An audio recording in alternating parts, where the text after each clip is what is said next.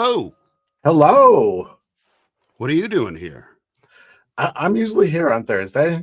Oh, okay. Yeah, Is this where it's supposed to be? I think so. Yeah. Linus called. He wants his shirt back, Jeff. Oh, come on. It was a whole, green thing with my Okay. All right. Go thing Celtics. going. Go All right. Celtics. Awesome. Hey, everybody. Welcome to Where the Dogs of Society Howl with Brandartica. I'm Peter. This is Mr. Jeff. Hello. Hello. We've got a couple of great guests today. We've got a cool topic, although it's honest to God way over my head. So there's a good chance I won't be able to say much at all about anything today. But that's a good break, right? For the rest of you. That's good news. So we've got a special guest, and we've got our reoccurring guest, Robert Cogan. He'll be here in a few minutes. So what are we talking about today? Well, I'm calling it the ninth circle of CPG hell, the Marginless Abyss. We're going to be talking about margins and CPG brands, and how bad math kind of kills brands faster than anything else. It just doesn't fly. There's lots of things you can do wrong, but the one thing that you really cannot afford to do wrong is have faulty math, or as George W. would call it, fuzzy math, strategery, if you will. Yes. Yeah. So our guest today is going to be Mr. and I'm going to try to get this right, Mr. Steve Dontingy. I believe. I keep calling him Stephen Dontingy because I'm a stupid American. What are you gonna do? Right. And in fact, we've got like this whole, Jeff, what do we have here? We've got a meeting of the minds. We've got United States of America and Canada all coming together. We're all coming together today, and we're going it's to talk appropriate. Through. Yeah. It's totally it's going to be great. So our guest, of course, he's an author. His latest book, I believe, is called Margins or Death. And he'll tell us more about that because he's got a theme going on there. And he's the founder and CEO of The Forge. So without further ado, and that's French Canadian for adieu, we're going to bring him in here. Okay. I just got to find the right button to bring in Steve Dontingy or Dontingy. Steve, you're going to let me know how badly I fucked this up. There he is. Hi, Steve. Hey, guys. Hello, Stephen. What brings you here? Pete, not bad. Steve Dontingy. Yeah. Dontingy. Okay. In French areas, it's Dontingy. Dontingy. I love that. Yeah. Okay, cool, man. Well, welcome to the show. Why don't you tell everybody that's here a little bit more about you? Because as I, struggle to get the name right, I was just butchering everything else. So give everyone a little bit of a roundup on you. Sure. I wrote the book Margins or Death. It's been, about 30 years of working kind of in CPG. Started in bulletproof vests, protecting both Canada and the US. And then got into cannabis up here for about 8 years and worked through about 10 different companies up here. And then got into beverage. And now we've got The Forge. I'm also the vice president of operations for a company called Gingerbug, which we make an organic ginger beer that's taking off well and with plans to launch in the States in the beginning of 2026. And working hard around The Forge to help CPG brands not only make money, but make money and survive and do it well. And that's kind of the whole goal, is to help people realize that there's money to be made, and they don't really focus on the foundation well enough, and they need to, and that's where it starts. Right on. So I wrote my newsletter based on the what I had been reading in your book.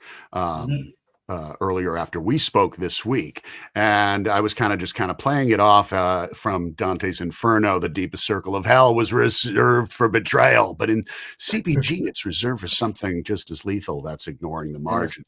Does that sound semi-accurate here? Absolutely. I read the newsletter a couple times and agreed 100% with everything. I was looking for something to say, no, you missed this, but no, it was well written, and I agree that it is that bad. I mean, our company, The Forge, we have 10 consultants. I think between us right now, they're working on about 50 different brands, different layers, marketing and accounting and everything. And we did a run of about 17 different companies in the last 6 months, and none of them had their margins right. None of them had their COGS right. No one really knew what they were landing. And that's, that's a problem, Yeah. Right on. And Jeff, you're more onto the numbers than I am. I think that I don't know. I was saying, you can't spreadsheet your way out of shifting consumer values, culture changes, and supply chain cracks. But where do you land when you come, Jeff? I know you have to look at our numbers most of the time too. Yes, because I'm so busy being into cannabis, if you will. I can't focus on that. What are your thoughts on that end of it? Well, I think part of it is not only understanding, right? So that's like almost the first step. Do you know what your margin is, right? Do you know things like your cost of goods and all of that stuff? But more importantly, like, are you in a position? I mean, we work with a lot of brands that have already been established and they're looking to scale, but are they in a position to scale? Because if they're at a certain place in terms, even just in reference to margins, amongst all the other things, are they in a position to be able to scale, understanding that their costs are going to go up as they scale, and as their distribution widens, it just always does, and now you're dealing with a whole different set of scenarios, let's just say, on top of that, which are like planning for that not a rainy day, it's planning for a snafu where something goes wrong. Are you prepared for that in terms of being able to, keep payroll going? And so I think this is such an important piece, because it all starts with that understanding what your margins are on what you're able to do, not only in scaling, but also in your marketing as well. 100%. And problem, and you kind of hit the nail on the head here. A lot of people say, hey, I'll do it at this volume, but as I scale, I'll be able to buy my ingredients and get a better price. I'll buy my cans or my bottles or my packaging and get a better price. And that's true. But now you've got more warehousing, you got more shipping lanes, you got more logistics, you got pick and pack, you've got, it doesn't offset it enough that scale is going to change your margins. We live in a society that celebrates the launch. You see it on Instagram. Hey guys, I'm going to do it. I'm going to start my own company. I'm going to go do it. And you get all the likes, you get all the impressions, and everybody's happy. And then, hey, here's a picture of my brand with Sprouts or Whole Foods behind us. And everybody's celebrating it. But 3 months later, you're left with an Instagram account that's empty, that's got no posts, and it just quietly went away. And that's what the next book is about: being surrounded by beautiful ideas, quietly dying. And that's what's happening. We celebrate. We are in a society that is telling everybody you can do it. We have an interesting question here from Michael McPherson. Hello, Michael, and hello, Rob, and hello, Robert, and hello, Gavin and Kimberly and all the rest of the gang. Hello. He is asking, what are the key indicators to know when a company is ready to scale? Which I think is a fair question. Anybody want to field that? Well, in our book, basically, not in our book, in our plans with the Forge, we basically look at a company and say, do you have enough cash to survive 6 months without any sales? If you don't have enough cash for 6 months to cover that, you're not ready. If the volumes aren't there, if your your churns aren't there, you're not ready to scale. If you can't afford, because everybody looks at it and says, hey, I'm going to get a co-man, I'm going to get this built, I'm going to get it out there. But the co-man needs 50% down before they start. They need the rest of it before it leaves the building. And then you ship it to one of these retailers. And yes, everybody uses 210 net 30 and hopes, hey, we'll give you 2% discount if you pay us in 10 days. But most of the first times, it takes 90, maybe 120 days to get paid. So if you don't have 2-3 months of production cash to cover that, and then another 2-3 months to get the cash flow coming back in, that's 6 months. If you can't cover that 6 months, you're not ready to scale. Okay. Yeah. Okay. And we had another comment from Brianna. Hi, Brianna. Right. She says, I think velocity is your best indicator. Yeah. Agree? At that level, Yeah. Velocity tells you, I've seen brands doing 12, 13 cans a store per week. I've seen them at 20. 20 is telling you, yes, it's time that's the time to scale. The volume, the market will tell you when it's time to scale. Right on. Is your fundamentals right to scale? Yes. Is the second part of that equation. Everybody's like, yeah, hey, it's time to do it. This company wants me, and these retailers want me, and these two. That's great, but you better have the cash, the inventory. Your money's going to be tied up in inventory for 3 to 6 months, and that's where you've got to have that tied. You got to have that safe. If you don't have that, you're in trouble. Yep. Fundamentals are everything. I had a math teacher, and he was also my baseball coach. His name was Joe Siciliano. And if you've ever seen the movie, was it Any Given Sunday? Coach Al Pacino, this was that guy. And he used to yell at us about fundamentals all the time. Basis of everything. And you're talking about it here. The other thing that I comes to mind for me anyways, and I don't know if this analogy is correct, when you talk about having, the velocity and the funding and being able to have that much money and be prepared rather than just launch and pray. I look at it and I say, it's a lot like why a band goes and tunes up their instruments and they sound check before they open the doors and play in front of an audience. Everyone's tuned up. Everybody's ready to rock and roll. Sound is on point, and all they got to do now is perform. Right? The songs that they've written that are popular, and those songs that you've written that are popular are the product that your brand is putting out. But there's so much that goes in before you launch. And we've seen it happen in both ways where brands that have launched and, fallen flat on their face because they weren't ready. Right. I mean, no, go ahead. No, you go ahead. Oh, I was just thinking this is one of the things that we talk about in terms of the marketing realm.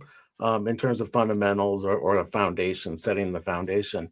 If you're become popular locally and then regionally, and then you're like, oh, I'm going to go national. Well, there's so many different factors involved in terms of even on just the marketing side. How are you going to break out of that region into other regions? And it's going to take money just on the marketing side, let alone scaling with operationally. And maybe even having if you're on the East Coast, let's say you're East Coast based or West Coast based, you don't want to be shipping, to the Midwest from the East Coast or the West Coast. You have to start thinking about how I can do the marketing, but how am I going to fulfill these orders in the way that's not going to kill my margin? And so just understanding that scaling is not just a one area thing. You have to do it in the marketing and you have to do it operationally. Otherwise, it just doesn't work. Yeah. And the other part of that people seem to miss, and we've seen this, it's something we're starting to add to the Forge, is the compliance and quality part of it. Recalls, Prop 65 in California. A lot of these people are organic and healthy. Well, organic products have more chance of having failures in Prop 65 because it's coming organically through the ground. It's not processed. And people aren't even realizing that Prop 65 is a thing. And they're just going out there. There's bounty hunters chasing it. So, you need to understand what state you're going into. And Pete said it in his thing, Montreal versus Miami.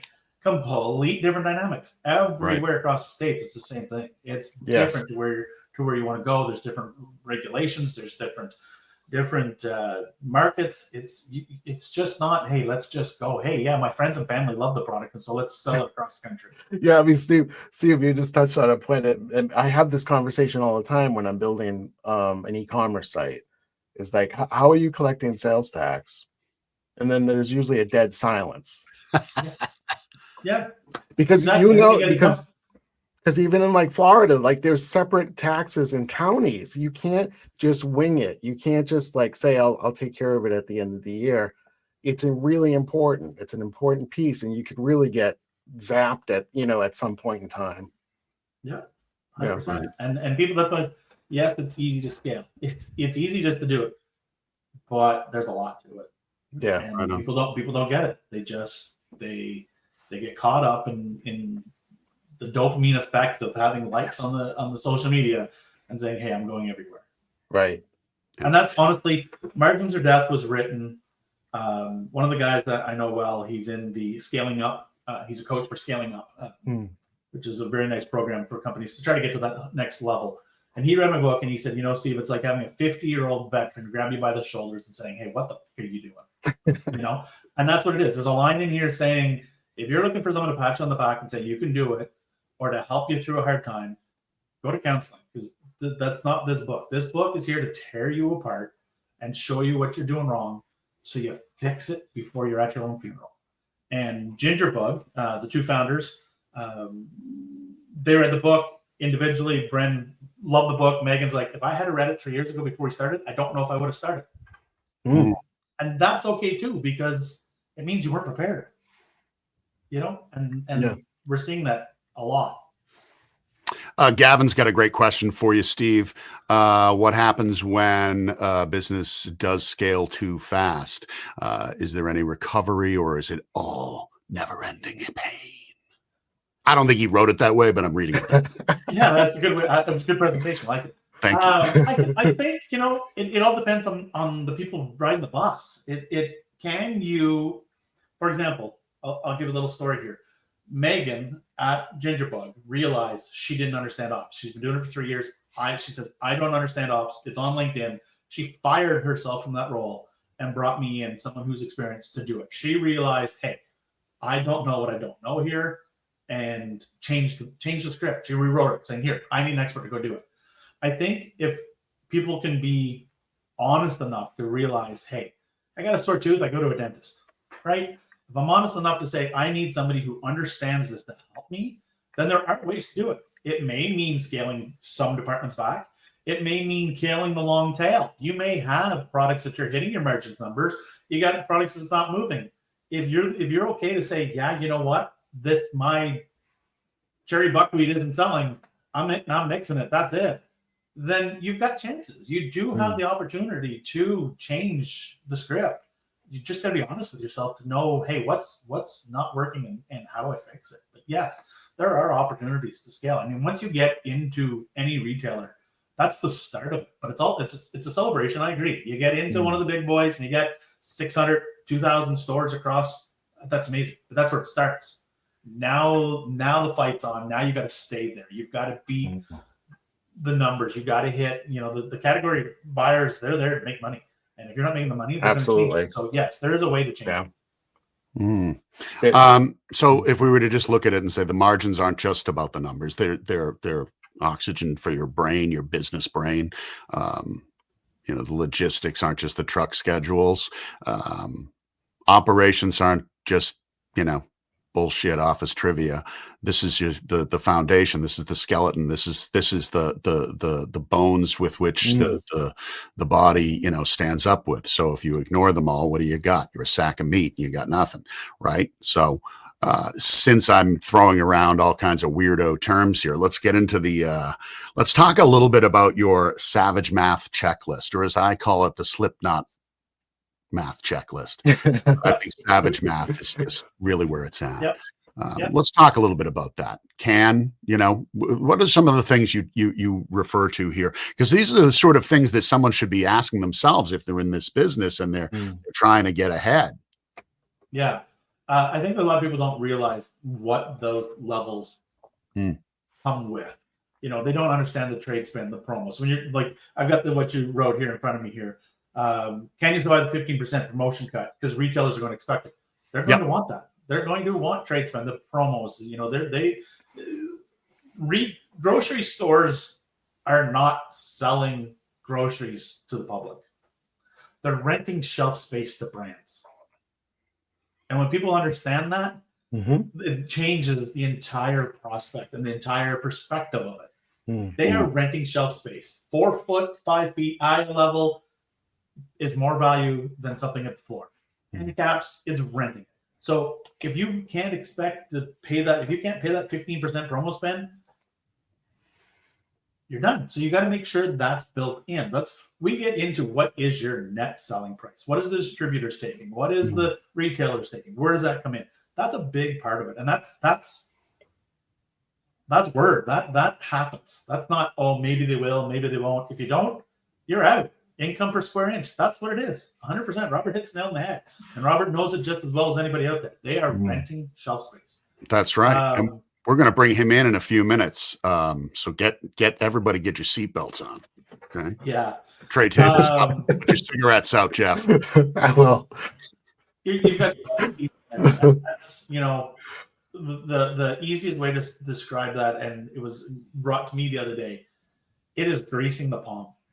It is greasing the palm. It is $100,000 to $1 million cash, trade-in product, whatever it is. Yeah, you want me on our shelves, grease our palms, and that's what it is. And people don't realize it happens. That's how people get in. It's a business. You gotta know that stuff. It's dynamic too, right? So it's not like you can come in, Steve, and like, all right, we're gonna fix all these things, and then you just leave it alone and it'll be fine. No, it doesn't work that way. Prices of your cogs go up because of this and that, and like all of a sudden now you're in a situation that you have to adjust everything. Maybe you have to drop some SKUs, like you said. Yeah. Steve, what if a co-packer raises the cost by 10%?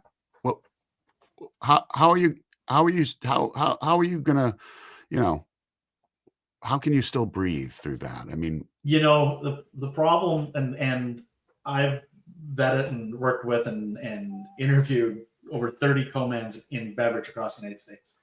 And the big thing that you have to dial in with the co-mans, you got to remember one thing. Co-mans are your business partner. They are your key to what you do. And, you know, I have met some great guys out there, but they are running a business and they want to make sure that they are running cans at as fast a pace as possible all day long. And if you're interrupting that, you're a problem.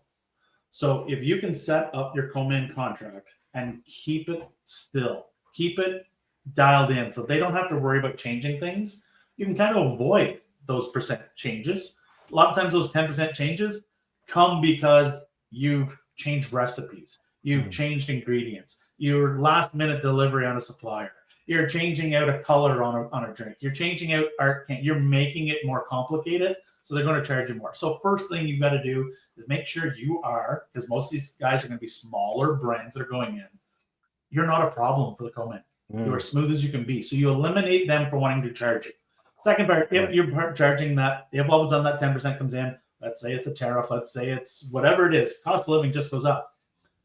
You need to have your COGS dialed in to the point that you are already having the risk assessment taken care of. If you think your COGS are the same today that they're going to be in 6 months, as Jeff was talking about, if you're not calculating in the cost of living, the cost of just natural occurrence over the next 5 years, you're beat. You've got to be living that document's a living document and it's always changing.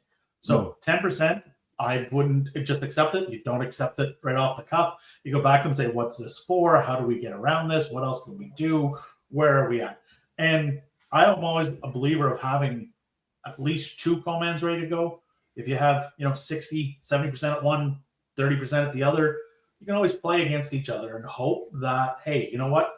I get a better price here. Way you go. It's nice to have a co-man that you're consistent with, that you dial in for the next 5 to 10 years. I don't know if that's the reality of things, though. Okay. Yeah. We've got a lot more to talk about here. And if you're just tuning in, this is our little program that we like to call Where the Dogs of Society Howl. This episode is the 9th circle of CPG hell, margins. And yeah, like I said, if you're just getting here, you're late. So get a seat and shut the hell up. All right? You're late. But that's okay. We understand. Everyone's busy. Our guest, our other guest, our weekly pop-in guy, his name's Robert Cogan. And he's had a really big week. He always seems to be having a big week, except for the times when he doesn't.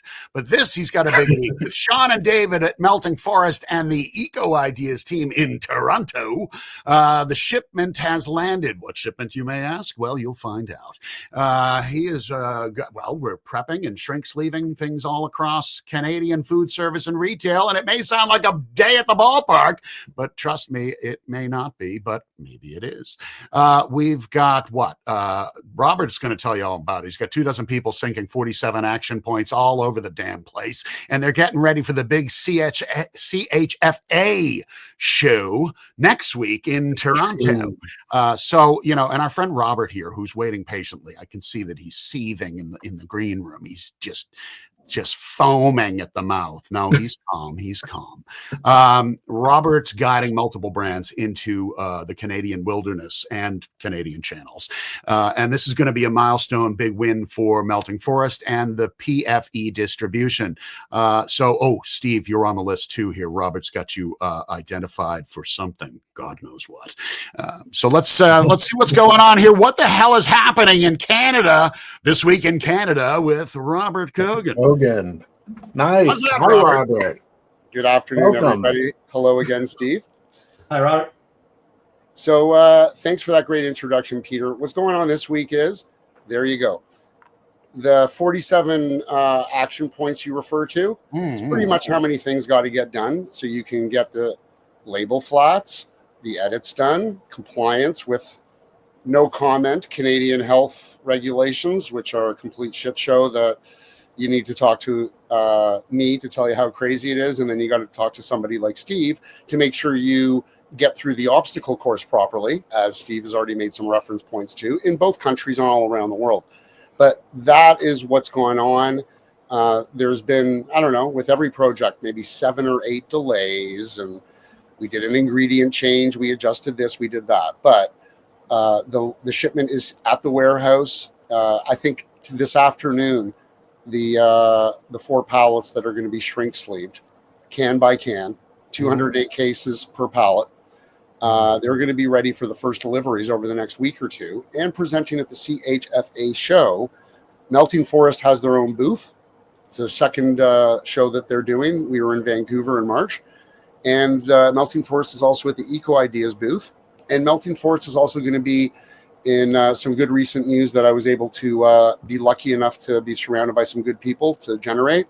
We have an independent distributor in Toronto who, back to Steve's point about referring to Megan firing herself from 3 of the 9 jobs that founders and solo operators have to do, I get to fire myself from dealing with retail stores. Yay! It is the biggest victory ever. But that is the great news that's going on this week. I love it.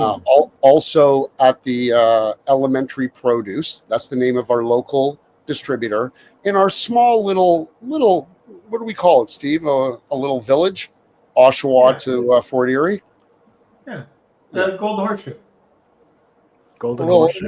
We have a little small town there with 13 million people in the greater Golden Horseshoe area. And we're going to be capitalizing on, there's so many points I want to get to that are intertwined with what you guys are talking about. Sean and I met in 2018 when he was running one of his other brands. It just takes so much time. You need so many people to be in sync, and you need so many lucky breaks. And to intertwine the stuff that I'm doing and working on this week, it's not just Melting Forest. We're also going to have Perfy Soda, Sati Soda. We're going to have 7 Teas. This morning, I was actually able to sneak in another brand, which is part of Steve's world. It's called Balloon Sparkling Water. Steve connected me with that brand, really just to apply my particular, set of tools. You know what I mean? Over to that whole team philosophy where you really need a team of everybody. And like Steve was talking about with Megan and Brent at Gingerbugs and the different group that, like, Steve is basically populating the team. You know what I mean? We need a first baseman. We need 3 outfielders. We need someone that can catch. Hard to find someone who can catch. You know what I mean? and Steve brings that to the table. And it's really cool because with the last few episodes, when I jumped in, it was so quick. I wasn't even able to even say hi to the guest. I'm almost like a spoke out of the whole Steve operation because pretty much like with Melting Forest, it's 100% that everything that we're going to be doing as the opportunities present themselves, we're going to be running it by Steve. And it's the message that I want to shout out for people that are listening or see snippets of this, is that you really do got to follow all these basic common sense things. They all come from real estate anyway. The whole like per square inch. It's just income per square foot. And Robert, you can pick that up if you want. Answer it on the air. We want to know who it is. You want me to talk to them? No, it's not. It was texting, but it's live at the scene. Remember the distributor I just referred to, the independent that's taking care of, so I don't have to work anymore. He's just sending me pictures of displays. Ooh, it's taken me 12 years to get myself out of having to talk to retailers. It is you have no idea how happy I am. I can imagine. It's a big weight off here. Robert, you and Steve, how do you guys? I mean, is it through business that you guys know each other, or and how did you connect? Well, Robert and I connected straight up on LinkedIn. Okay. And we got talking about a couple of things, and then Robert called me shortly after that for the first call. And true to Robert came in on fire that day. My wife, do you remember the call, Robert? My wife was in the car with me, and it was a good hour conversation. It did go back and forth. I did have some say in that conversation, and he was wired that day, the best I have seen him wired.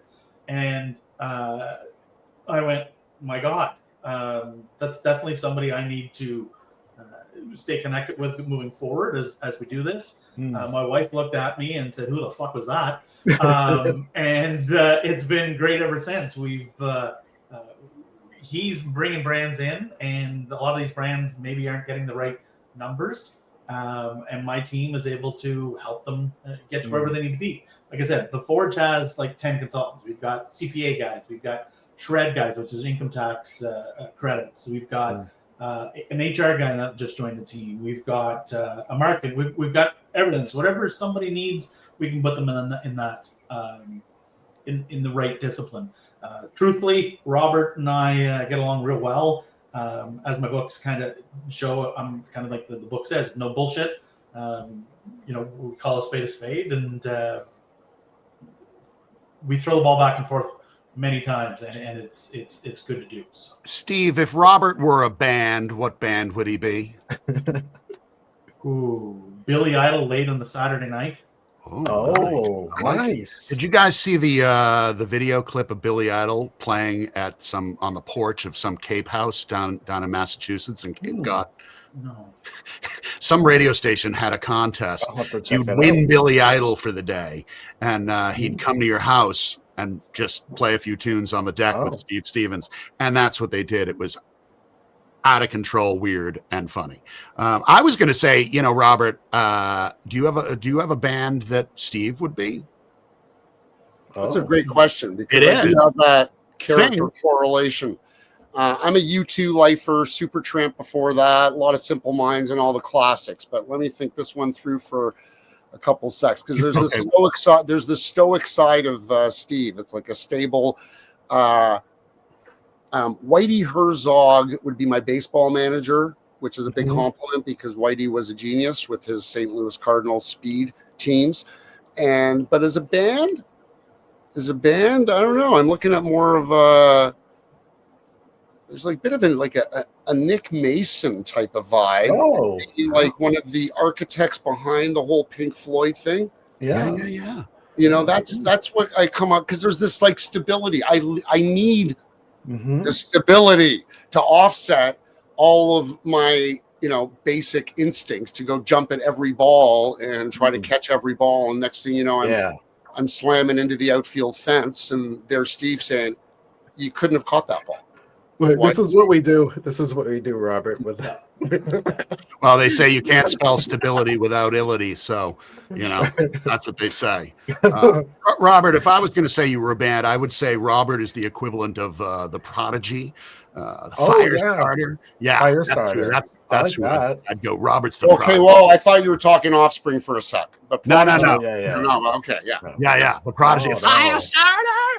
Yeah, I've heard about Yeah, that band. I'm not. Okay. I didn't know that band, but back to English. steering it back to my polite. Mm. Got to get out the door. Mom's birthday down in Toronto. Going to be a great night. Nice. Overall, your question about how we met. That's why I wanted Steve to give you his version, because my version is the same. What's great about it is it's a great reflection of, through all the bullshit noise of LinkedIn, the posing, the look at me, the look at all the social media I bought, and look what store I got into that I really paid to get into and will need $100,000 a week to sustain any velocity. All that bullshit. There is still some truth, and there's some genuine, and like Steve said, when I called him up, I had 47 things in my mind, and he had to deal with the first 20 in about 10 minutes. And he was a sponge. He absorbed it. And my point is, as I get up and put my jacket on, there is some great things to get through this whole LinkedIn process. Meeting you two guys, meeting Wade, Gavin. Yeah. Robert brought me to Gingerbug. I am part of Gingerbug because of Robert's introductions. I say. love Yeah. This is how it all works, man. This is all. Hey, Robert, your mom's birthday is tonight. Was she going to be 42 again? I think 45. Nice. Will you Nice. tell her? Yes. And you tell Happy her that Peter and birthday. Jeff from Brandartica said congratulations and happy Absolutely. birthday. And she'll say, "Who the fuck are those two, Robert?" I'll show her on the video. Yeah. She'll say, awesome. "Robert, stop talking to those weirdos." Happy birthday, Robert's mom. All right, man. Are you heading out for a bit? We're going to I dive may in. hang out. I got Adam's calling right now, my Okay. new favorite distributor, and Yep. I'm going to get in the car. And Steve, I'll tell you, by the way, Balloon is going to be at the CHFA show in that guy's booth. As a little on the back wall, not being sampled, but that's also because of Steve getting me Nice. connected with Balloon sparkling water.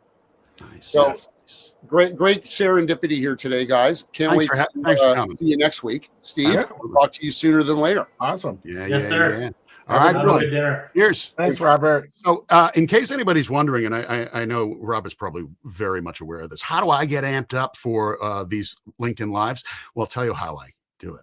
What I did before today's show, around 1:10, I shotgunned 2 of those black cherry energy melting forest drinks. Yes. And, so I should be good for the next 72 hours. Right. That's It'll be right. a wild ride. Yeah, we've got Rod Christensen's in the house. Melissa Yes. Roman finally showed up, for God's sakes. And Brianna's giving shout outs left and right like it's a I shout know. out Shouts out. party. It is a shout out party. Hey, we're going to bring up this next segment real quick, and you can feel free to share in or share out or ignore us, put us on pause, go to the bathroom, whatever you need to do. It's only going to take a couple of seconds. It's something we like to call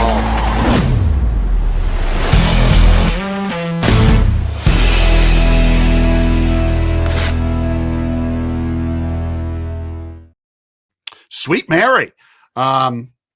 Link Ick. Yeah, that's what we're calling it. So we've got a couple of things. Jeff, did you have anything you wanted to share today? I have it here. I have to post it in, so you can go first. Okay. I got to find there's mine. All right. So this is some of those weirdo, bizarro world things you get from LinkedIn and sometimes in your emails as well. Let's see here. I got one right here, Jeff. Okay. I got this the other day from so-and-so. He'll remain nameless. Of course, he's the sales head for a company called Digital Marketing, apparently. Okay. And he wrote to me on Friday at 4:57 p.m. Hey, Benton, I would like to connect with you on LinkedIn to grow our professional networks. And I wrote back to him moments later. Hi, Chastity. A peach tree grows in the sunshine. I don't know if I'll be hearing from him again. I'll put mine up here. Hold Okay. on. It's the end that's the kicker, right? I like your business. I wanted to ask you if you'd be open to selling. Are we ready to sell, Peter? How much is Yogi? I don't know. Yeah. If you think it'd be worth a discussion, I'd love to. 25 billion. Anyway, it was the Yogi that hit me, and I was like, oh, I didn't. I haven't responded yet, but I'm open to ideas for sure. Okay. I've got one more here. It's a two-parter. Let's see if we can get the right part up here first. That's not it. Is this it? It's so small, I can't even read it. I doubt you will be able to either. Hi, Peter. I sent you an email yesterday about Brandartica's cold emails. Did you see it? And this was like, what? Yeah. So, did you see it though? Yeah, I don't recall seeing it. Oh. Then he followed up and said, "Hey, Peter, I would like to send over 1,000 ideal customer leads, similar to Ubi Shoes, which is a client of ours, blah, blah, blah, blah, blah, blah, and launch a campaign for you at no expense whatsoever." No expense whatsoever. Steve, and then I got the old PS, or tell me to pound sand if you like. Right. So I did respond and I said, "Pound sand, please." Steve, are you interested in 1,000 leads for no expense at all? No thanks. Okay. Yeah. Just checking. My favorite is the "Hey, Peter," insert name here. I made a little video for Brandartica and I wanted you to see it. Right. It's about how we can help you. And then, it's the thing where they loom scroll your website while somebody talks about something in a template completely unrelated. Right. I love those too. Those are always fun. Nice. If you guys get any of these beauties, just please. Yeah. We're going to sell some Chilk. Yeah. Feel free to send them along. Post I don't think them Steve knows what Chilk is yet. We'll share Chilk. We'll share that with you. I can tell you right now, the margins for Chilk, Steve, are. Is it good if your margins are out of control? Oh yeah. Is that good? It's like 99% margin, I think. Oh, okay. Oh, my. Yeah, we're in like outer space, outer galaxy of margin world. Yeah. Okay. Yeah. So, oh my God. Well, it was great to have Robert in here, and I know we're still kicking along here, and I love it. A couple of things we didn't, and I wanted to ask about a couple of phrases that I don't quite understand. Maybe you could share them with the class. Things like a reorder threshold. What is a reorder threshold? How does it relate to velocity, scaling, collapsing? Yeah. Reorder thresholds, the stores really want to make sure you are hitting the right velocity, right? So they want to make sure that your velocity is better than the next person coming up. So they want you to hit a certain number per month. And if you're not there, then you're not going to be in the reset. So yeah, it's just basically the number they're holding you to. And if you're not getting there, then, they don't reorder you. That's the sad thing about it. A lot of times retailers, they just stop ordering. They don't tell you you're gone. They just stop ordering because you didn't hit the threshold numbers. You didn't hit the numbers they wanted. Okay.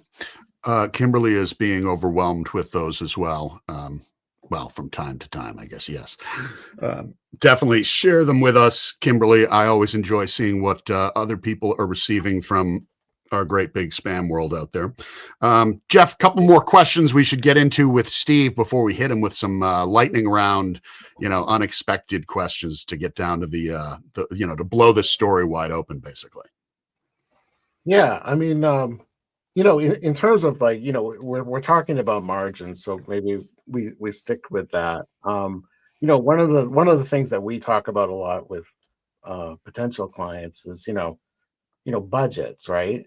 And so sometimes there's a correlation between, obviously there should be because they have to base it on, and a lot of times we have discussions about percentages. Do you get into percentages in terms of determining budgets, in terms of based on what the margin is and costs and all this other stuff, like what their budget should really be in terms of a percentage for, let's say, marketing spend? And when I mean marketing spend, it's not just paying for the creative, but it's the actual advertising. Yeah. We try to, on my end of things, the percentages are out there. Everybody knows, hey, marketing should be X amount, minimum 10, 30%. So I try not to influence those percentages. I try to make sure that my percentages, the margins, the COGS, your inventory spend, because truthfully, and everybody doesn't realize this most of the time, but when you look at a budget, and one of the big soda companies I was with last year, probably 70% of the budget was going to us between cans and ingredients. So we got to make sure that we are at that number for the percentage and stay under it and work our butts off to stay under that so that marketing can have their 10, 15%, wherever it all lands. But that's the big thing, that it kills everybody, other departments, because operations, your inventory, your shipping, your warehousing, your payroll, it all adds up. And so, yes, we do work on percentage. But I've seen that percentage change in different companies. In cannabis, it was a whole lot different than it is in a beverage world, right? So yeah. And we talk about, like I usually use the term feeding the beast. So it's like, if you're ahead, right, roll that, bring that number up. Like, if if something's working, if you were doing a campaign and what your return on investment is already, like you already know what the conversion rate is. Like, why aren't you feeding that machine? And you don't feed it with the same budget all the time. You have to scale the budget too, because otherwise you're not going to see more than what you're getting today if you don't do that. I think you just kind of opened up something there that a lot of people don't realize. The budget, the forecast, your COGS, they're not a quarterly, they're not an annual. They're a live document that has to be updated daily. Sales change, doors change, velocities change. Everything is so dynamic that if you don't have somebody who's taking ownership of each of those things on a daily basis, you're going to get too many surprises. You're not going to be able to do it accurately.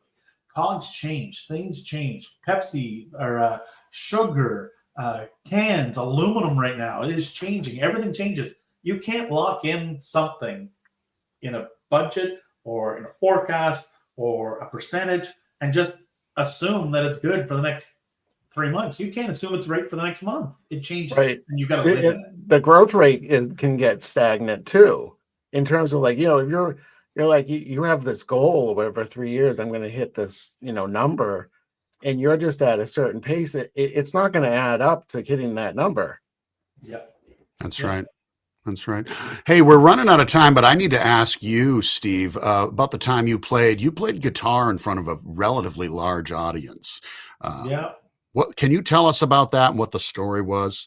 What were you doing? Were you opening for Motley Crue, or what was happening? No, I've been playing. I'm in early 50s. I've been playing since I was 7 years old.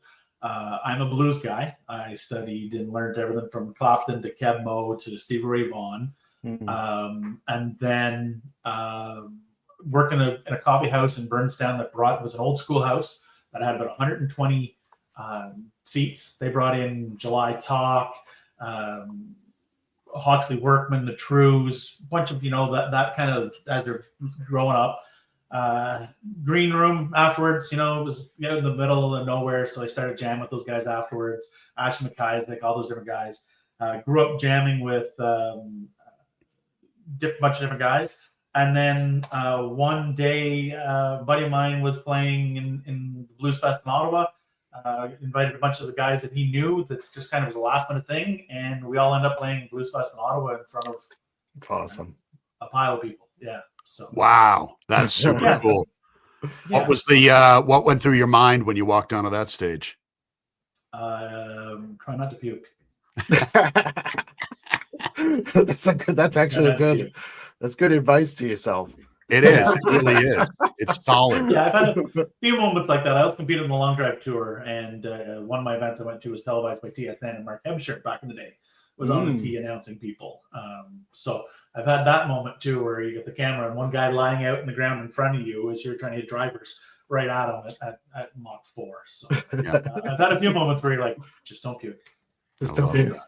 Hey, I got another question for you. I'm full of questions. As my elementary school report cards will reveal, Peter has a lot of questions, and he's very creative, which is just a way of saying it's like a bag of hammers.